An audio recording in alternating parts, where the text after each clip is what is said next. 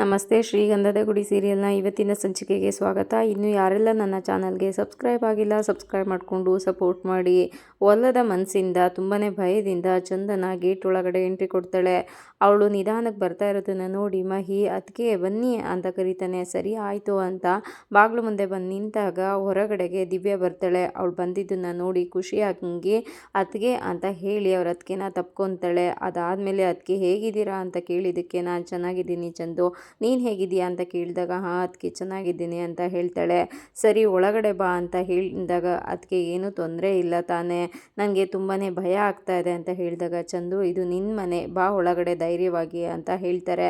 ಅಷ್ಟರಲ್ಲಿ ದ್ರಾಕ್ಷಾಯಣಿ ಅವರು ಹೊರಗಡೆ ಬರ್ತಾರೆ. ಅದನ್ನು ನೋಡಿ ಚಂದನ ಅಮ್ಮ ಅಂತ ಅವ್ರ ಮುಂದೆ ಬಂದಾಗ ಅವರು ಈ ಕಡೆ ತಿರ್ಕೊಂಡ್ಬಿಡ್ತಾರೆ. ದಿವ್ಯಾ ಅವಳನ್ನ ಒಳಗಡೆ ಕರ್ಕೊಂಡು ಬಾ ಅಂತ ಹೇಳಿ ಹಾಗೆ ನಿಂತಿರ್ತಾರೆ. ಆಗ ದಿವ್ಯಾ ಅವಳು ಮುಂದೆ ಬಂದು ಬಾ ಚಂದು ಒಳಗೆ ಅಂತ ಕರೆದಾಗ ಚಂದನ ಹಿಂದೆ ತಿರುಗಿ ಮಹಿ ನೀನ್ಯಾಕೆ ಅಲ್ಲೇ ನಿಂತ್ಬಿಟ್ಟೆ, ಬಾ ಒಳಗಡೆ ಅಂತ ಕರೆದಿದ್ದಕ್ಕೆ ದ್ರಾಕ್ಷಾಯಣಿಯವರು ಚಂದು ಹೇಳಿದ್ದು ನಿನಗೆ ಮಾತ್ರ, ಅವನಿಗಲ್ಲ ಅಂತ ಹೇಳಿದಾಗ ಅದು ಅಮ್ಮ ಅಂತ ಹೇಳಕ್ಕೆ ಹೋಗ್ತಾಳೆ. ಅದಕ್ಕೆ ಯಾರವನು ಅಂತ ಕೇಳಿದಾಗ ಅದು ಅಮ್ಮ ಹರಿಯವ್ರ ತಮ್ಮ ಅಂತ ಹೇಳಿದ್ದಕ್ಕೆ ನಿಯತ್ತಿಲ್ಲದೆ ಇರೋವಂತಹ ನಾಯಿಗಳಿಗೆ ನಮ್ಮನೆ ಗೇಟ್ ಹತ್ರ ಬರೋದಕ್ಕೂ ಯೋಗ್ಯತೆ ಇಲ್ಲ, ಅವನನ್ನ ಗೇಟಿಂದ ಹೊರಗಡೆ ನಿಂತ್ಕೊಳ್ಳೋಕೆ ಹೇಳು ಅಂತ ಹೇಳಿದಾಗ ಅದು ಅಮ್ಮ ಅಂತ ಹೇಳಕ್ಕೆ ಹೋಗ್ತಾಳೆ. ಅದಕ್ಕೆ ಹೇಳಿದಷ್ಟೇ ಕೇಳು ಅಂತ ಹೇಳಿದಾಗ ಮಹಿ ಅದಕ್ಕೆ ನೀವು ಹೋಗಿ ಮಾತಾಡ್ಕೊಂಡು ಬನ್ನಿ, ಹೊರಗೆ ಇದ್ದು ವೆಯ್ಟ್ ಮಾಡ್ತೀನಿ, ತೊಂದರೆ ಇಲ್ಲ ನೀವು ಹೋಗಿ ಅದಕ್ಕೆ ಅಂತ ಹೇಳ್ತಾರೆ. ಆಗ ದ್ರಾಕ್ಷಾಯಣಿಯವರು ಮನೆ ಒಳಗಡೆ ಹೋಗ್ತಾರೆ. ನೀವು ಒಳಗೆ ಬಮ್ಮ ಚಂದನ ಅಂತ ಹೇಳಿಬಿಟ್ಟು ಮನೆ ಒಳಗಡೆ ಹೋಗ್ತಾರೆ. ಆಗ ಮಹಿ ಕಡೆ ತಿರುಗಿ ಚಂದನ ಅದು ಮಹಿ ಅಂತ ಹೇಳಿದಾಗ ತೊಂದರೆ ಇಲ್ಲ ಅದಕ್ಕೆ ನೀವು ಹೋಗ್ಬಿಟ್ಟು ಮಾತಾಡ್ಕೊಂಡು ಬನ್ನಿ ಅಂತ ಮಹಿ ಹೇಳ್ತಾನೆ.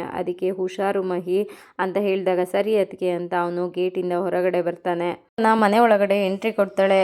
ಎಂಟ್ರಿ ಕೊಡ್ತಿದ್ದಂಗೆನೆ ಆ ಕಡೆ ಅವ್ರ ಅಪ್ಪ ಅಣ್ಣ ಅಮ್ಮ ಅತ್ತಿಗೆ ಎಲ್ಲರೂ ಇರೋದನ್ನು ನೋಡಿ ಶಾಕ್ ಆಗಿ ನಿಧಾನಕ್ಕೆ ಮೆತ್ತಗೆನೆ ಬಂದು ಅವರಪ್ಪನ ಮುಂದೆ ಕೂತು ಅಪ್ಪ ಹೇಗಿದೆಯಪ್ಪ, ಸಾರಿ ಅಪ್ಪ, ನಾನು ಹೀಗೆಲ್ಲ ಆಗುತ್ತೆ ಅಂತ ಅಂದ್ಕೊಂಡಿರಲಿಲ್ಲ, ನಾನು ನಿನ್ನನ್ನು ನೋಡೋದಕ್ಕೆ ಅಂತ ಬಂದಿದ್ದೆ ಅಪ್ಪ, ಆದರೆ ಇವ್ರು ಯಾರೂ ನನ್ನನ್ನು ಒಳಗಡೆ ಬಿಡಲೇ ಇಲ್ಲ, ನಾನು ಮಾಡಿದ್ದು ತಪ್ಪೇನೆ ಅಪ್ಪ, ಆದರೆ ಈ ಥರ ಎಲ್ಲ ಆಗೋಗುತ್ತೆ ಅಂತ ನನಗೆ ನಿಜವಾಗ್ಲೂ ಗೊತ್ತಿರಲಿಲ್ಲ ಅಪ್ಪ ಅಂತ ಸಾರಿ ಅಂತ ಕ್ಷಮೆ ಕೇಳ್ತಾ ಇರ್ತಾಳೆ. ಅಷ್ಟರೊಳಗಡೆ ದ್ರಾಕ್ಷಾಯಣಿ ನೋಡು ನಿಮ್ಮಪ್ಪ ಹೇಗಾಗೋಗಿದ್ದಾರೆ ಅಂತ, ಸಮಾಜದಲ್ಲಿ ತಲೆ ಎತ್ಕೊಂಡು ತಿರುಗ್ತಾ ಇದ್ದವರು ಇವತ್ತು ಹೇಗೆ ಮೂಲೆ ಹಿಡಿದಿದ್ದಾರೆ ಅಂತ ನೋಡು ಅಂತ ಹೇಳಿದ್ದಕ್ಕೆ ಇಲ್ಲ ಅಮ್ಮ ಈ ಥರ ಎಲ್ಲ ಆಗುತ್ತೆ ಅಂತ ನನಗೂ ಗೊತ್ತಿರಲಿಲ್ಲ, ಬೇರೆ ವಿಧಿ ಇಲ್ಲದೆ ಬೇರೆ ಯಾವುದೇ ರೀತಿ ಆಪ್ಷನ್ ಇಲ್ಲದೆ ನಾನು ಈ ಥರ ಮಾಡಬೇಕಾಗಿ ಬಂತು, ಬೇಡ ಬೇಡ ಬೇಡ ಅಂತ ನಾನು ಎಷ್ಟು ಸಲ ಹೇಳಿದೆ, ಆದರೆ ನೀವು ಯಾರಾದರೂ ನನ್ನ ಮಾತು ಕೇಳಿದ್ರಾ? ಹೇಳಿದ್ದಕ್ಕೆ ದಾಸು ಹಾಗಾದರೆ ನೀನು ನಿನ್ನ ತಪ್ಪನ್ನ ತಿದ್ಕೊಳ್ಳೋದಕ್ಕೆ ಬಂದಿಲ್ಲ, ನಿನಗೇನು ಬೇಕೋ ಅದನ್ನು ತೊಗೊಂಡೋಗೋದಕ್ಕೆ ಬಂದಿದೀಯಾ? ನಮ್ಮ ಬಗ್ಗೆ ಆದರೂ ಅಪ್ಪನ ಬಗ್ಗೆ ಆದರೂ ಸ್ವಲ್ಪನಾದರೂ ಕೇರ್ ಇದೆಯಾ ಚಂದನ? ಹೇಳಿದ್ದಕ್ಕೆ ಚಂದನ ಅಣ್ಣ ಪ್ಲೀಸ್ ಅಂತ ಹೇಳ್ದಾಗೆ ಛೀ ಥೂ, ನಿನ್ನ ಬಗ್ಗೆ ಯೋಚನೆ ಮಾಡಿಕೊಂಡು ಅಪ್ಪ ಇಲ್ಲಿ ಹಾಸಿಗೆ ಹಿಡ್ಕೊಂಡು ಒದ್ದಾಡ್ತಾ ಇದ್ರೆ ನೀನು ಅಲ್ಲಿ ಜಾಮ್ ಜೂಮ್ ಅಂತ ರಿಸೆಪ್ಷನ್ ಮಾಡಿಕೊಂಡು ಮೆರಿತಾ ಇದೆಯಾ? ಹೇಳಿದಾಗ ಚಂದನ ಥಿಂಕ್ ಮಾಡ್ತಾ ಇರ್ತಾಳೆ ಹೇಗೆ ಗೊತ್ತಾಯ್ತು ಅಂತ. ಆಗ ದಾಸು ಹೇಗೆ ಗೊತ್ತಾಯ್ತು ಅಂತ ಥಿಂಕ್ ಮಾಡ್ತಾ ಇದೆಯಾ, ನನಗೆ ನೀನು ಅಲ್ಲಿ ಏನೇನಾಗುತ್ತೆ ಅಂತ ಪ್ರತಿಯೊಂದು ಗೊತ್ತು ಚಂದನ, ಅಪ್ಪ ಅದನ್ನು ನೋಡಿ ಎಷ್ಟು ನೊಂದ್ಕೊತಾ ಇದ್ದಾರೆ ಗೊತ್ತಾ ನಿನಗೆ? ಹೇಳಿದಾಗ ದ್ರಾಕ್ಷಾಯಣಿ ಅಲ್ಲ ಕಣೆ, ನಿನಗೆ ಅದಕ್ಕಿಂತ ಒಳ್ಳೆ ಸಂಬಂಧ ಸಿಗ್ತಾ ಇರಲಿಲ್ವೇನೆ? ಅಲ್ಲ ಕಣೆ, ನಾವು ನೋಡಿದ ಸಂಬಂಧ ಸರಿ ಇಲ್ಲ, ಹುಡುಗ ಸರಿ ಇಲ್ಲ ಅಂತ ಬಿಟ್ಟೋದ್ಯಲ್ಲ, ಈಗ ಅಲ್ಲಿ ನೀನು ಮದುವೆ ಆಗಿರೋ ಹುಡುಗ ನಿನಗೆ ಚಿನ್ನದ ತಟ್ಟೆನಲ್ಲಿ ಊಟ ಹಾಕ್ತಿದ್ದಾನ? ಹೇಳಿದಾಗ ದಾಸ್ ಅಯ್ಯೋ ಅಮ್ಮ ನಿನಗೆ ಗೊತ್ತಿಲ್ಲ, ಇರೋ ತಟ್ಟೆಗಳನ್ನು ಮಾರ್ಕೊಂಡು ತಿನ್ನುವಂಥ ಫ್ಯಾಮಿಲಿ ಅದು.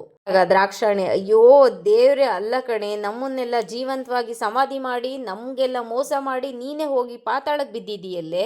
ಅಮ್ಮ ನೀವು ಅಂದ್ಕೊಂಡಿರೋ ಹಾಗೆ ನಾನು ಮದುವೆ ಆಗಬೇಕು ಅನ್ನೋ ಯೋಚನೆ ಇರಲಿಲ್ಲ ನನಗೆ, ಆದರೆ ಆ ಟೈಮಲ್ಲಿ ನಾನು ಏನು ಮಾಡಬೇಕು ಅನ್ನೋದೇ ನನಗೆ ತೋಚಲಿಲ್ಲ ಅಮ್ಮ.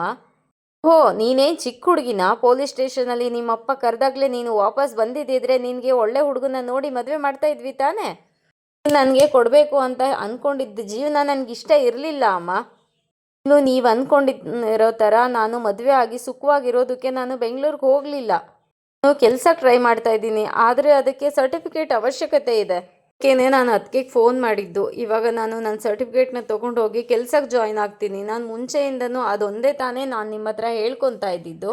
ಹೇಳಿದಾಗ ದ್ರಾಕ್ಷಾಯಣಿ, ಅಲ್ಲ ಕಣೆ ನೀನು ಆ 5 ಜನ ಗಂಡಸರಿರೋ ಮನೆಯಲ್ಲಿ ನೀನು ಹೇಗೆ ಇದೀಯ ನೀನು, ಆ ಮನೆಯಲ್ಲಿ ನೀನು ಇದೀಯಾ ಅಂತ ಕೇಳ್ದಾಗಿಂದ ನನಗೆ ಕಣ್ಣಲ್ಲಿ ನಿದ್ದೆ ಬರ್ತಾ ಇಲ್ಲ ಕಣೆ, ಬೇರೆ ಕೊಲೆಗಾರ ಅಂತೆ ಅಂತ ಹೇಳಿದಾಗ ದಾಸ್, ಅಯ್ಯೋ ನೀನು ಅದು ಯಾಕಮ್ಮ ಹೇಳ್ತೀಯಾ, ಕುಡ್ಕ ಅಮ್ಮ ಅವನು 3 ಹೊತ್ತು ಕುಡ್ಕೊಂಡು ಬೀದಿನಲ್ಲೇ ಬಿದ್ದಿರ್ತಾನೆ ಅವನು, ಆ ಮುದ್ಕ ನಲ್ಲಿ ಆ ಮನೆ ಕಂಡ್ರಿ ಯಾರಿಗೂ ಆಗೋದೇ ಇಲ್ಲ ಅಮ್ಮ ಅಂತ ದಾಸ್ ಹೇಳ್ತಾನೆ. ಆಗ ದ್ರಾಕ್ಷಾಯಣಿ, ಅಯ್ಯೋ ಅಲ್ಲ ಕಣೆ, ಇವಾಗ ನಾನು ನಿಮ್ಮನ್ನ ಕ್ಷಮಿಸಿದ್ದೀನಿ, ಆ ಮದುವೆ ಒಂದು ಮದುವೆನೇ ಅಲ್ಲ ಕಣೆ, ಅದನ್ನು ನೀನು ಮರ್ತ್ಬಿಡು ಅಂತ ಹೇಳ್ತಾಳೆ. ಅದಕ್ಕೆ ಚಂದನ, ಅಲ್ಲಮ್ಮ ನಾನು ಮದುವೆ ಬಗ್ಗೆ ಮಾತಾಡ್ತಾ ಇಲ್ಲ ಅಮ್ಮ, ಕೆಲ್ಸಕ್ಕೆ ಹೋಗ್ಬೇಕು, ನಾನು ದೊಡ್ಡ ಆರ್ಕಿಟೆಕ್ಟ್ ಆಗಬೇಕು, ಅದೇ ನನ್ನ ಮನಸ್ಸಲ್ಲಿರೋದು ಅಂತ ಹೇಳಿದಾಗ ದಾಸ್, ನೋಡಿದ್ರಪ್ಪ ಇವಳಿಗೋಸ್ಕರ ನೀವು ಏನೆಲ್ಲ ಮಾಡಿದ್ರಿ, ಆದರೆ ಇವಳು ಇವಾಗ ನಿಮ್ಮ ಮಾತನ್ನ ಕಸ ಮಾಡಿಕೊಂಡು ಹೇಗೆಲ್ಲ ಮಾತಾಡ್ತಾ ಇದ್ದಾಳೆ ನೋಡಿದ್ರಾ ಅಂತ ಹೇಳಿಬಿಟ್ಟು ಚಂದನಾಗೆ ಹೊಡೆಯೋಕೆ ಹೋಗ್ತಾನೆ. ಅಷ್ಟರೊಳಗಡೆ ಮಹಾಬಲ ಅವರು, ದಾಸ್ ಹಿಂದೆ ಹೋಗು ಅಂದೆ ಅಂತ ಹೇಳ್ತಾರೆ. ಹೋದ್ಮೇಲೆ ಮಹಾಬಲ ಅವರು ಎದ್ದು ನಿಂತು,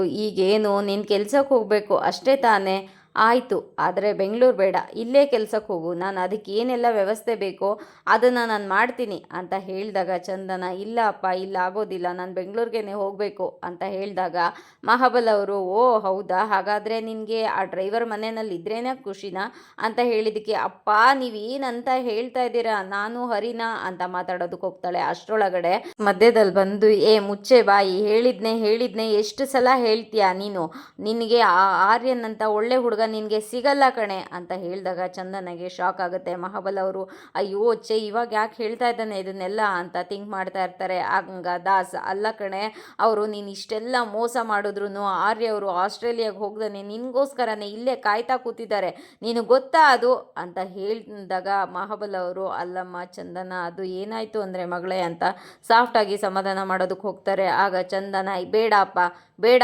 ಇನ್ನೇನು ಮಾತಾಡಬೇಡಿ ನೀವು, ನನ್ನ ಜೀವನನ ನಾನು ನೋಡ್ಕೊತೀನಿ, ಇನ್ನೇನು ಮಾತಾಡಬೇಡಿ ನೀವು, ನನ್ನ ಸರ್ಟಿಫಿಕೇಟ್ ಕೊಟ್ಬಿಡಿ ಸಾಕು ಅಂತ ಚಂದನ ಕೇಳ್ತಾಳೆ. ಅದಕ್ಕೆ ದಾಸ್, ಆಗಲ್ಲ ಕಣೆ, ನಿನ್ನ ಸರ್ಟಿಫಿಕೇಟ್ ಕೊಡೋದಕ್ಕೆ ನಮ್ಮಿಂದ ಆಗೋದಿಲ್ಲ, ನೀನು ಇಲ್ಲೇ ಇರಬೇಕು, ಇರ್ತೀಯ ಅಷ್ಟೇ, ಇಲ್ಲೇ ಇರ್ತೀಯ. ಅಲ್ಲ ಕಣೆ, ನೀನು ಅಷ್ಟೆಲ್ಲ ಮೋಸ ಮಾಡಿ ಹೋದ್ರೂ ಏನೆಲ್ಲ ಮಾಡಿದ್ಯಾ ಗೊತ್ತಾ, ನಮಗೆ ಹೊರಗಡೆ ಪ್ರಪಂಚದಲ್ಲಿ ತಲೆ ಎತ್ತಿ ತಿರುಗದೇ ಇರೋಂಗಾಯಿತು, ಬಿಸ್ನೆಸ್ಸಲ್ಲಿ ಲಾಸ್ ಆಯಿತು, ನೀನು ಮದುವೆಗೆ ಅಂತ 25 ಲಕ್ಷ ಖರ್ಚು ಮಾಡಿದ್ದು ಹೆಕ್ಕೊಟ್ಟೋಯ್ತು, ಅದನ್ನೆಲ್ಲ ಮನಸ್ಸಲ್ಲಿ ಇದ್ರೂ ನಿನ್ನನ್ನು ಕ್ಷಮಿಸಿ ನಾವು ಇಲ್ಲೇ ಇರು ಅಂತ ಹೇಳ್ತಾ ಇದ್ದೀವಿ, ಆದರೆ ನಿನ್ನ ದಿಮಾಕ್ ಮಾತ್ರ ನೀನು ಬಿಡ್ತಾ ಇಲ್ಲ ಅಲ್ಲ ಹೇಳಿದಾಗ ದ್ರಾಕ್ಷಾಯಣಿ ಅವರು, ಚಂದನ ಅರ್ಥ ಮಾಡ್ಕೊ ಚಂದನ, ಈ ಥರ ಎಲ್ಲ ಯಾರ ಮನೆಯಲ್ಲೂ ನಡೆಯಲ್ಲ ಕಣೆ, ನೀನು ಇಷ್ಟೆಲ್ಲ ಮಾಡಿದ್ರು ನಾವು ಅದನ್ನೆಲ್ಲ ಕ್ಷಮಿಸಿ ಈ ಮನೆಯಲ್ಲೇ ಇರು, ಈ ಮನೆಯಲ್ಲೇ ಇಟ್ಕೊತೀವಿ, ನಿನ್ನ ಕನಸೆಲ್ಲ ನನಸು ಮಾಡ್ತೀವಿ ಅಂತ ಹೇಳ್ತಾ ಇದ್ದೀವಿ, ಆದ್ರೂ ನೀನು ಇರಲ್ಲ ಅಂತ ಹೇಳ್ತಾ ಇದೆಯಲ್ಲ ಚಂದನ, ದಯವಿಟ್ಟು ಇಲ್ಲೇ ಇದ್ಬಿಡೆ ಅಂತ ಹೇಳಿದಾಗ, ಇಲ್ಲಮ್ಮ ಆಗೋದಿಲ್ಲ, ನನ್ನ ಜೀವನನ ನಾನು ನೋಡ್ಕೊತೀನಿ, ಅದರಲ್ಲೂ ನೀವು ಆರ್ಯ ಹೆಸರು ಹೇಳಿದ್ಮೇಲಂತೂ ಖಂಡಿತ ನಾನು ಇಲ್ಲಿ ಇರೋದಿಲ್ಲ, ನನ್ನ ಸರ್ಟಿಫಿಕೇಟ್ನ ನನಗೆ ಕೊಟ್ಬಿಡಿ ಹೇಳಿದಾಗ ದಾಸ್ ಕೋಪ ಮಾಡಿಕೊಂಡು, ಅಲ್ಲ ಕಣೆ, ಹೇಳಿದ್ನೆ ಎಷ್ಟು ಸಲ ಹೇಳ್ತೀಯ, ನಿನ್ನ ಡಾಕ್ಯುಮೆಂಟ್ ನಾವು ಕೊಡಲ್ಲ ಅಷ್ಟೇ, ನೀನು ಇಲ್ಲೇ ಇರ್ತೀಯ ಅಂತ ಹೇಳಿದಾಗ, ಅಲ್ಲ ಅಣ್ಣ ಏನು ಹೇಳ್ತಾ ಇದೀಯ ನೀನು, ನಾನು ಅದಕ್ಕೆಗೆ ಫೋನ್ನಲ್ಲೇ ಹೇಳಿದ್ದೆ, ನಾನು ಬರ್ತಾ ಇರೋದು ಡಾಕ್ಯುಮೆಂಟ್ಸ್ಗೋಸ್ಕರ ಮಾತ್ರ, ಇಲ್ಲೇ ಇರೋದಕ್ಕಲ್ಲ, ನನ್ನ ಡಾಕ್ಯುಮೆಂಟ್ಸ್ನ ನನಗೆ ಕೊಟ್ಬಿಡಿ, ನಾನು ಇಲ್ಲಿಂದ ಹೊರಟೋಗ್ತೀನಿ, ಇವಾಗ ನೀವೆಲ್ಲ ಹೇಳ್ತಾ ಇರೋದನ್ನ ನೋಡಿದ್ರೆ ನನಗೆ ಭಯ ಆಗ್ತಾ ಇದೆ ಅಂತ ಚಂದನ ಹೇಳಿದಾಗ ದಾಸ್, ಹೌದಾ, ನಮ್ಮ ಮಧ್ಯದಲ್ಲಿರೋದಕ್ಕೆ ನಿನಗೆ ಭಯ ಆಗ್ತಾ ಇದೆಯಾ, 5 ಜನ ಗಂಡಸರಿರೋ ಮನೆಯಲ್ಲಿ ನೀನು ಒಬ್ಬಳೆ ಹೆಣ್ಮಗಳಿದೆಯಲ್ಲ, ಅಲ್ಲಿ ನಿನಗೆ ಭಯ ಆಗೋದಿಲ್ಲ, ಇಲ್ಲಿ ನಿಮ್ಮನೆಯವ್ರ ಮಧ್ಯದಲ್ಲಿ ಇರೋದಕ್ಕೆ ನಿನಗೆ ಭಯ ಆಗುತ್ತಾ ಅಂತ ಹೇಳಿದಾಗ ದ್ರಾಕ್ಷಾಯಣಿ, ಬೇಡಮ್ಮ ಚಂದನ, ಮತ್ತೆ ನೀನು ಆ ಮನೆಗೆ ಹೋಗ್ತೀನಿ ಅಂತ ಹೇಳ್ತಾ ಇದೆಯಾ, ಬೇಡಮ್ಮ, ದಯವಿಟ್ಟು ನಮ್ಮ ಮಾತನ್ನು ಕೇಳು, ಈಗಲೇ ಕಣ್ಣೀರಲ್ಲಿ ನೀರನ್ನು ತೊಳಿತಾ ಇದ್ದೀವಿ, ದಯವಿಟ್ಟು ನೀನು ಆ ಮನೆಗೆ ಹೋಗ್ತೀನಿ ಅಂತ ಹೇಳ್ಬೇಡ ಕಣೆ ಪ್ಲೀಸ್ ಚಂದನ ಹೇಳಿ ಚಂದನ ಮುಂದೆ ಬಂದು ನಿಂತು, ಬೇಡಮ್ಮ ಚಂದನ, ಮತ್ತೆ ನೀನು ಆ ಮನೆಗೆ ಹೋಗ್ತೀನಿ ಅಂತ ಹೇಳಿ ನಮ್ಮ ಜೀವ ತೆಗಿಬೇಡ, ದಯವಿಟ್ಟು ಒಳಗೆ ನಡಿ ಒಳಗೆ ಅಂತ ಹೇಳಿದಾಗ ಚಂದನ ಅವ್ರ ಕೈನ ಬಿಡಿಸ್ಕೊಂಡು, ಇಲ್ಲಮ್ಮ ನಾನು ಇಲ್ಲಿ ಇರೋದಿಲ್ಲ ಅಂತ ಕಿರಿಚ್ತಾಳೆ. ಆಗ ಅಲ್ಲ ಕಣೆ, ಯಾಕೆ ಈ ಥರ ಮಾಡ್ತಾ ಇದೀಯ ನೀನು ಅಂತ ಹೇಳಿದಾಗ ದಾಸ್, ನೋಡಿದ್ರ ಅಪ್ಪ, ಇವಳಿಗೆ ಆ ಮನೆಯೇ ಹೆಚ್ಚಾಗೋಯ್ತು ಅಂತ ದಾಸ್ ಹೇಳ್ತಾ ಇರ್ತಾರೆ. ಆಗ ದ್ರಾಕ್ಷಾಯಣಿ, ಅಲ್ಲಮ್ಮ ಚಂದನ, ನಿನಗೆ ಅವ್ರ ಮನೆಯೇ ಹೆಚ್ಚಾಗೋಯ್ತಾ, ನಿನಗೆ ನಾವು ಸತ್ರು ಪರವಾಗಿಲ್ಲ, ನಮ್ಮ ಹೆಣ ನೋಡೋದಕ್ಕೆ ನಿನ್ಗೆ ಅಷ್ಟೊಂದು ಇಷ್ಟನಾ ಅಂತ ಹೇಳ್ತಾರೆ. ಪ್ಲೀಸ್ ಈ ಥರ ಎಲ್ಲ ಮಾತಾಡಬೇಡ ನೀನು, ನಾನು ಆ ಮನೆಯಲ್ಲಿ ಇರಬೇಕು ಅಂತ ಹೋಗ್ತಾ ಇಲ್ಲ, ನಂದು ಮುಂಚೆಯಿಂದನೂ ಆಸೆ ಏನು, ನಾನು ಆರ್ಕಿಟೆಕ್ಟ್ ಆಗಬೇಕು ಅಂತ, ಪ್ಲೀಸ್ ನನ್ನ ಸರ್ಟಿಫಿಕೇಟ್ ಮಾತ್ರ ನನಗೆ ಕೊಟ್ಬಿಡಿ, ನಾನು ತಗೊಂಡೋಗಿ ನನ್ನ ಜೀವನನ ನಾನು ನೋಡ್ಕೊತೀನಿ ಅಂತ ಹೇಳಿದಾಗ ಮಹಾಬಲ ಅವರು, ಅಲ್ಲಮ್ಮ ನೀನು ಅವನ್ನ ಮದುವೆ ಆದಾಗಲೇ ನಾನು ಅವನ ಕತ್ತನ್ನು ಕತ್ತರಿಸ್ಬಿಡ್ಬೇಕಿತ್ತು, ಆಗ ಸರಿ ಆಗ್ತಾ ಇತ್ತು.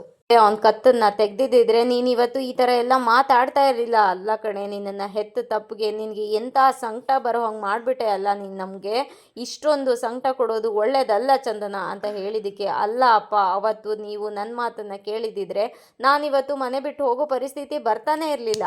ಆಗ ನೀವು ಯಾರು ನನ್ನ ಮಾತನ್ನ ಕೇಳಲಿಲ್ಲ. ಆದರೆ ಇವಾಗ ನಾನು ಕೆಲ್ಸಕ್ಕೆ ಹೋಗೋದಕ್ಕೆ ಎಲ್ಲ ಸಿದ್ಧತೆಗಳನ್ನು ನಾನು ಮಾಡ್ಕೊಂಡಿದ್ದೀನಿ. ಇವಾಗ ನನ್ನನ್ನು ಕಟ್ಟಾಕೋದಕ್ಕೆ ನೋಡಬೇಡಿ. ಚಂದನ ಹೇಳಿದಕ್ಕೆ ಮಹಾಬಲ್ ಅವರು, ನೋಡು ಚಂದನ, ನಿನಗೆ ಕೊನೆಯದಾಗಿ ಹೇಳ್ತಾ ಇದ್ದೀನಿ, ಕೊನೆ ಚಾನ್ಸನ್ನು ಕೊಡ್ತಾ ಇದ್ದೀನಿ. ಮೊದಲು ನೀನು ಕತ್ತಲ್ಲಿರೋ ತಾಳಿನ ಕಿತ್ತು ಬಿಸಾಡು. ಈ ಮದುವೆ ಒಂದು ಕೆಟ್ಟ ಕನಸು ಅಂತ ಮರ್ತು ಬಿಡು. ಮೊದಲು ನೀನು ಹೇಗಿದ್ಯೋ ಈ ಮನೆಯಲ್ಲಿ ಹಾಗೇ ಇರು. ಮೊದಲು ಡಿವೋರ್ಸ್ಗೆ ಅಪ್ಲೈ ಮಾಡು. ಹೀಗೆ ಆ ಮನೆ ಋಣ ನಿನಗೆ ಮುಗೀತು ಅಂತ ತಿಳ್ಕೊ ಅಂತ ಹೇಳಿದಾಗ, ಏನಪ್ಪ ಹೇಳ್ತಾ ಇದ್ದೀರಾ, ಏನಪ್ಪ ನಿಮ್ಮ ಮಾತಿನ ಉದ್ದೇಶ ಅಂತ ಹೇಳಿದ್ದಕ್ಕೆ, ಹೇಳ್ದಷ್ಟು ಮಾಡು ಅಷ್ಟೇ ಅಂತ ಹೇಳ್ತಾರೆ. ಆಗ ದ್ರಾಕ್ಷಾಯಣಿ, ಇನ್ನೂ ಏನೇ ಯೋಚನೆ ಮಾಡ್ತಾ ಇದೀಯಾ, ಓಕೆ ಆಯಿತು ಅಪ್ಪ ಅಂತ ಹೇಳೆ ಅಂತ ಹೇಳಿದ್ದಕ್ಕೆ, ಇಲ್ಲ ನಾನು ಹಾಗಂತ ಹೇಳಲ್ಲ. ನನ್ನ ಲೈಫ್ಗೆ ಏನು ಬೇಕು, ನನ್ನ ಜೀವನಕ್ಕೆ ಏನು ಬೇಕು ಅನ್ನೋದನ್ನ ನಾನೇ ಡಿಸೈಡ್ ಮಾಡ್ತೀನಿ. ಪ್ಲೀಸ್, ನಾನು ತುಂಬಾ ಕಷ್ಟಪಟ್ಟು ಸಂಪಾದನೆ ಮಾಡಿರೋದಮ್ಮ. ಅದನ್ನು ಮಾತ್ರ ನನ್ನ ಕೈ ಕೊಟ್ಬಿಡಿ ಸಾಕು. ನನ್ನ ಸರ್ಟಿಫಿಕೇಟ್ಸ್ ಎಲ್ಲಿ, ನನ್ನ ಡಾಕ್ಯುಮೆಂಟ್ಸ್ ಎಲ್ಲಿ, ಅದನ್ನು ಕೊಡಿ ಸಾಕು ಅಂತ ಚಂದನ ಕೇಳ್ತಾ ಇರ್ತಾಳೆ. ಆಗ ಮಹಾಬಲ್ ಅವರು, ನೋಡು ಚಂದನ, ನಿನಗೆ 2 ಆಪ್ಷನ್ನ ಕೊಟ್ಟಿದ್ದೀನಿ. ಅದರಲ್ಲಿ ಯಾವ್ದು ಬೇಕು ಯಾವ್ದು ಬೇಡ ಅನ್ನೋದನ್ನ ತುಂಬ ಚೆನ್ನಾಗಿ ಯೋಚನೆ ಮಾಡಿ ನಿರ್ಧಾರ ಮಾಡು. ನಾನು ನಿನಗೆ ಕೊಡ್ತಾ ಇರೋ ಕೊನೆ ವಾರ್ನಿಂಗ್ ಇದು. ನನ್ನ ಮಗಳಿಗೆ ಯಾವ್ದು ಒಳ್ಳೇದು ಯಾವ್ದು ಕೆಟ್ಟದ್ದು ಅಂತ ನಿರ್ಧಾರ ಮಾಡೋ ಹಕ್ಕು ನನಗಿದೆ. ನಾನು ನಿರ್ಧಾರ ಮಾಡ್ತೀನಿ ಅಂತ ಹೇಳಿದಾಗ, ಓ ಹೌದಾ ಅಪ್ಪ, ನಿಜವಾಗ್ಲೂ ಒಳ್ಳೇದು ಯಾವುದು ಕೆಟ್ಟದ್ದು ಯಾವುದು ಅಂತ ನಿರ್ಧಾರ ಮಾಡೋ ಹಕ್ಕು ನಿನಗಿದೆಯಾ, ಅದು ನಿನಗೆ ಗೊತ್ತಾ ಅಂತ ಹೇಳಿದಾಗ ಮಹಾಬಲ್ ಅವರು ಸುಮ್ಮನೆ ನಿಂತಿರ್ತಾರೆ. ಹಾಗಾದರೆ ನೀನು ಆ ಸೈಕೋ ಜೊತೆ ನನ್ನನ್ನು ಮದುವೆ ಮಾಡಿಸೋದಕ್ಕೆ ಏನಕ್ಕೆ ಹೊರಟಿದ್ದೆ? ನಿನ್ನ ಮನಸ್ಸಲ್ಲಿ ಇರೋ ಉದ್ದೇಶ ಅದೇ ಅನ್ನೋದು ನನಗೆ ಚೆನ್ನಾಗಿ ಗೊತ್ತು. ನಾನು ಬೆಂಗಳೂರಿಗೆ ಹೋಗಿದ್ದು ಮದುವೆ ಮಾಡಿಕೊಂಡು ಚೆನ್ನಾಗಿ ಬಾಳಬೇಕು ಅಂತ ಅಲ್ಲ ಅಪ್ಪ. ಜೀವನದಲ್ಲಿ ಯಾರ ಮೇಲೂ ಡಿಪೆಂಡ್ ಆಗಬಾರ್ದು, ನಾನು ಅಂದ್ಕೊಂಡಿದ್ದನ್ನ ಸಾಧಿಸ್ಬೇಕು ಅಂತ. ಅಪ್ಪ ಪ್ಲೀಸ್ ಅಂತ ಹೇಳಿ ಕೈ ಮುಗ್ದು, ನೋಡು ಅಪ್ಪ, ನನ್ನ ಕನಸು ಏನು ಅನ್ನೋದು ನಿಮಗೆಲ್ಲರಿಗೂ ಚೆನ್ನಾಗಿ ಗೊತ್ತಿದೆ. ನನ್ನ ಕನಸನ್ನು ನಾನು ಈಡೇರಿಸ್ಕೋಬೇಕು ಅಷ್ಟೇ. ನನ್ನ ಸರ್ಟಿಫಿಕೇಟ್ನ ನನಗೆ ಕೊಟ್ಬಿಡು ಅಷ್ಟೇನೆ ಅಂತ ಹೇಳಿದಾಗ ಮಹಾಬಲ್ ಅವರು, ಸರ್ಟಿಫಿಕೇಟ್ ಸೊ ಇವಳಿಗೆ ಸಂಬಂಧಪಟ್ಟಿದ್ದು ಈ ಮನೆಯಲ್ಲಿ ಏನೇನು ಇದೆಯೋ ವಸ್ತುಗಳು ಅದನ್ನೆಲ್ಲ ತೆಗೆದು ಇವಳ ಮುಖದ ಮೇಲೆ ಬಿಸಾಕ್. ಏನು ಹೇಳ್ತಾ ಇದ್ದೀರಪ್ಪ ಅಂತ ಹೇಳಿದಾಗ, ಹೋಗಿ ತಗೊಂಡ್ ಬಾ ಅಂದೆ ಅಷ್ಟೇ ಅಂತ ಹೇಳ್ತಾರೆ. ಅದಕ್ಕೆ ದ್ರಾಕ್ಷಾಯಣಿ, ಅಲ್ಲ ರೀ ಅದು ಅಂತ ಹೇಳಕ್ ಹೋದಾಗ, ನೀನು ಮಧ್ಯದಲ್ಲಿ ಮಾತಾಡಬೇಡ ದ್ರಾಕ್ಷು, ನೀನೇನಾರು ಮಧ್ಯದಲ್ಲಿ ಮಾತಾಡಿದ್ರೆ ಸಾಯ್ಸಾಕ್ಬಿಡ್ತೀನಿ ಅಷ್ಟೇ ಅಂತ ಹೇಳ್ತಾರೆ. ದಾಸ್ ಇನ್ನೇ ನಿಂತಿರ್ತಾರೆ. ಏನು ಹೇಳಿದೆ ನಾನು ನಿಮಗೆ, ಹೋಗಿ ತೊಗೊಂಡು ಬರೋಗು ಅಂತ ಹೇಳಿದಾಗ ದಾಸ್ ಹೋಗಿ ಸರ್ಟಿಫಿಕೇಟ್ನ ತೊಗೊಂಡು ಬರ್ತಾನೆ. ಚಂದನ ಹೋಗಿ, ಅಣ್ಣ ಕೊಡು ಅಣ್ಣ, ಸರ್ಟಿಫಿಕೇಟ್ ಕೊಡು ಅಣ್ಣ ಅಂತ ಕೇಳಿದಾಗ ಮಹಾಬಲ್ ಅವರು ಆ ಸರ್ಟಿಫಿಕೇಟ್ನ ಇಸ್ಕೊಂಡು, ನೋಡು ಚಂದನ, ನಿನಗೆ ಈ ಸರ್ಟಿಫಿಕೇಟ್ ಬೇಕು ಅಂತ ಅನ್ನೋಂಗಿದ್ರೆ ನೀನು ಈ ಮನೆಯಲ್ಲೇ ಇರಬೇಕು ಅಂತ ಹೇಳಿದಾಗ, ಅಲ್ಲ ಅಪ್ಪ, ಅದು ನನ್ನ ಭವಿಷ್ಯ ಅಪ್ಪ, ಆ ಭವಿಷ್ಯನ ಇಟ್ಕೊಂಡು ನೀನು ನನ್ನನ್ನು ಈ ಥರ ಕಂಟ್ರೋಲ್ ಮಾಡೋದು ಸರಿ ಇಲ್ಲ ಅಪ್ಪ, ದಯವಿಟ್ಟು ಅದನ್ನು ಕೊಟ್ಬಿಡು ಅಪ್ಪ. ನಾನು ಈ ಮನೆಗೆ ವಾಪಸ್ ಬರ್ತೀನಪ್ಪ, ಆದರೆ ಸಾಧನೆ ಮಾಡಿ ಬರ್ತೀನಪ್ಪ. ನನ್ನ ಮಗಳು ಇವಳು ಅಂತ ಹೇಳ್ಕೋಬೇಕು, ಆ ಥರ ಸಾಧನೆ ಮಾಡಿ ಬರ್ತೀನಿ ಅಪ್ಪ, ದಯವಿಟ್ಟು ಕೊಟ್ಬಿಡು ಅಪ್ಪ ಅಂತ ಹೇಳಿದಾಗ ದ್ರಾಕ್ಷಾಯಣಿ, ಕೊಡಬೇಡ ರೀ ಅಂತ ಹೇಳ್ತಿಂತಾಳೆ. ಆಗ ಅಮ್ಮ, ಆ ಥರ ಮಾತಾಡಬೇಡ ಅಮ್ಮ, ದಯವಿಟ್ಟು ಆ ಥರ ಮಾತಾಡಬೇಡ ಅಮ್ಮ, ಸರ್ಟಿಫಿಕೇಟ್ ನನಗೆ ತುಂಬಾ ಮುಖ್ಯ, ಕೊಡಿಯಪ್ಪ ಅಮ್ಮ. ಇವಾಗ ನಿಮ್ಮದು ಎಷ್ಟು ಮರ್ಯಾದೆ ಹೋಗಿದೆಯೋ ಅದ್ರ 10% ನಾನು ಸಂಪಾದನೆ ಮಾಡಿ ಇಲ್ಲಿಗೆ ಬರ್ತೀನಪ್ಪ, ಪ್ಲೀಸ್ ಪ್ಲೀಸ್ ಪ್ಲೀಸ್ ಅಂತ ಬೇಡ್ಕೊತಾ ಇರ್ತಾಳೆ. ಚಂದನ, ನಿನಗೆ ಆಪ್ಷನ್ ಕೊಟ್ಟಿದ್ದೀನಿ, 10 ಎಣಿಸ್ತೀನಿ, 10 ಎಣಿಸೋದ್ರೊಳಗಡೆ ನೀನು ಇಲ್ಲೇ ಇರ್ತೀನಿ ಅಂತ ಹೇಳಬೇಕು ಅಂತ ಹೇಳಿದಾಗ, ಇಲ್ಲ ಅದು ಮಾತ್ರ ಸಾಧ್ಯ ಇಲ್ಲ ಅಂತ ಹೇಳ್ತಾಳೆ. ಅದಕ್ಕೆ ದಾಸ್, ಅಲ್ಲ ಚಂದನ, ನಿನ್ನ ಲೈಫ್ ಚೆನ್ನಾಗಿರುತ್ತೆ, ಇಲ್ಲೇ ಇರ್ತೀನಿ ಅಂತ ಹೇಳು, ಅಪ್ಪ ಇಷ್ಟೆಲ್ಲ ಬೇಡ್ಕೊತಾ ಇದ್ದಾರಲ್ಲ ಅಂತ ಹೇಳಿದಾಗ, ಇಲ್ಲ ದಯವಿಟ್ಟು ನನ್ನ ಅರ್ಥ ಮಾಡ್ಕೊಳ್ಳಿ ಅಮ್ಮ, ನೀನಾದರೂ ಹೇಳಮ್ಮ, ಅದಕ್ಕೆ ನೀವಾದರೂ ಹೇಳಿ. ಅದಕ್ಕೆ, ಅಣ್ಣ ಯಾಕಣ್ಣ ನೀನು ಹೀಗೆ ಮಾಡ್ತಾ ಇದೆಯಾ, ನೀನಾದರೂ ಹೇಳೋಣ, ಅಪ್ಪನಿಗೆ ಹೇಳೋಣ, ನನ್ನ ಲೈಫ್ ಅಣ್ಣ, ನಾನು ಏನಾದರೂ ಸಾಧನೆ ಮಾಡಲೇಬೇಕು ಅಂತ ಹೇಳಿದಾಗ ಅವರು ಯಾರು ಕೇಳ್ತಾ ಇರಲ್ಲ. ಲಾಸ್ಟಿಗೆ 10 ಅಂತ ಮಹಾಬಲ್ ಅವರು ಎಣಿಸ್ತಾರೆ. ಆಗ ಎಲ್ರಿಗೂ ಶಾಕ್ ಆಗಿ ನಿಂತ್ಕೊತಾರೆ. ಅಪ್ಪ ಬೇಡ ಅಪ್ಪ, ನನ್ನ ಭವಿಷ್ಯನ ನೀನೇ ಹಾಳು ಮಾಡಬೇಡ ಅಪ್ಪ ಅಂತ ಹೇಳಿದಾಗ, ನೋಡು ಇದಕ್ಕೋಸ್ಕರ ತಾನೇ ನಾವು ಯಾರು ಬೇಡ, ನಾನು ಬೆಂಗಳೂರಿಗೆ ಹೋಗಬೇಕು ಅಂತ ಹೇಳ್ತಾ ಇರೋದು. ಇದೇ ಇಲ್ಲ ಅಂತಂದರೆ ನೀನು ಇನ್ನೆಲ್ಲಿಗೆ ಹೋಗ್ತೀಯಾ, ಇದ್ರ ಮುಂದೆ ನಾವು ಯಾರು ನಿನಗೆ ಲೆಕ್ಕನೇ ಇಲ್ಲ ಅಲ್ವಾ ಅಂತ ಹೇಳಿದಕ್ಕೆ, ಅಪ್ಪ ನೀನೇ ಅಲ್ವಪ್ಪ ಓದಿಸಿದ್ದು, ನನ್ನ ಲೈಫ್ ಚೆನ್ನಾಗಿರಬೇಕು, ನಾನು ದೊಡ್ಡ ಆರ್ಕಿಟೆಕ್ಟ್ ಆಗಿ ನಿಂತೀನಿ, ಹಾಗೆ ದೊಡ್ಡ ಸಾಧನೆ ಮಾಡಿ ನಿಮ್ಮ ಮುಂದೆ ಬಂದು ನಿಂತ್ಕೊತೀನಿ ಅಪ್ಪ, ನಾನು ದಯವಿಟ್ಟು ಅರ್ಥ ಮಾಡ್ಕೊಳ್ಳಿ ಅಪ್ಪ, ನನ್ನನ್ನು ನಂಬಿ ಅಪ್ಪ, ಪ್ಲೀಸ್ ಅಪ್ಪ, ನಾನು ಬರ್ತೀನಿ ಅಪ್ಪ, ಪ್ಲೀಸ್ ಪ್ಲೀಸ್ ಕೊಡಿ ಅಪ್ಪ ಅಂತ ಹೇಳಿದಾಗ, ಸರ್ಟಿಫಿಕೇಟು ಬರೀ ಇದೇ ಆಯ್ತು ನಿಂತು. ಮಾಡ್ತೀನಿ ಇರು ಅಂತ ಹೋಗಿ ಮ್ಯಾಚ್ ಬಾಕ್ಸ್ನ ಹುಡುಕಿ ಮ್ಯಾಚ್ ಬಾಕ್ಸ್ನ ತೊಗೊಂಡು ಬರ್ತಾರೆ. ಅಪ್ಪ ಪ್ಲೀಸ್ ಅಪ್ಪ ದಯವಿಟ್ಟು ನನ್ನ ಮಾತು ಕೇಳಿ ಅಪ್ಪ, ನನ್ನ ಲೈಫ್ನ ಹಾಳು ಮಾಡಬೇಡಿ ಅಪ್ಪ, ಪ್ಲೀಸ್ ಅಪ್ಪ ದಯವಿಟ್ಟು ಆ ಸರ್ಟಿಫಿಕೇಟ್ನ ನನಗೆ ಕೊಟ್ಬಿಡಿ ಅಪ್ಪ, ಅದು ನನ್ನ ಭವಿಷ್ಯ ಅಪ್ಪ ಅಂತ ಎಷ್ಟೇ ಬೇಡ್ಕೊಂಡ್ರು ಮಹಾಬಲ್ ಅವರು ಅದನ್ನು ಕೇಳೋದೇ ಇಲ್ಲ. ಮ್ಯಾಚ್ ಬಾಕ್ಸ್ನ ತೊಗೊಂಡು ಬಂದು ಅದಕ್ಕೆ ಬೆಂಕಿನ ಹಚ್ಬಿಟ್ಟು ನಿಂತಾರೆ. ದಾಸ್ ಮತ್ತು ದ್ರಾಕ್ಷಾಯಿಣಿ ಇಬ್ಬರೂ ಚಂದನನ ಹಿಡ್ಕೊತಾರೆ. ಚಂದನ ಎಷ್ಟೇ ಬೇಡ್ಕೊಂಡ್ರು ಅವ್ರ ಮನಸ್ಸು ಕರಗೋದೇ ಇಲ್ಲ. ಇದಾಗಿತ್ತು ಇವತ್ತಿನ ಸಂಚಿಕೆ. ಈ ಸಂಚಿಕೆ ಇಷ್ಟ ಆದರೆ ಒಂದು ಲೈಕ್ ಕೊಟ್ಟು ಶೇರ್ ಮಾಡಿ, ಕಮೆಂಟ್ ಬಾಕ್ಸಲ್ಲಿ ಕಮೆಂಟ್ ಮಾಡಿ ತಿಳಿಸಿ ಹೇಗಾಗಿತ್ತು ಇವತ್ತಿನ ಸಂಚಿಕೆ ಅಂತ. ನಾಳಿನ ಸಂಚಿಕೆಯಲ್ಲಿ ಸಿಗೋಣ. ಅಲ್ಲಿವರೆಗೂ take care, bye, thank you.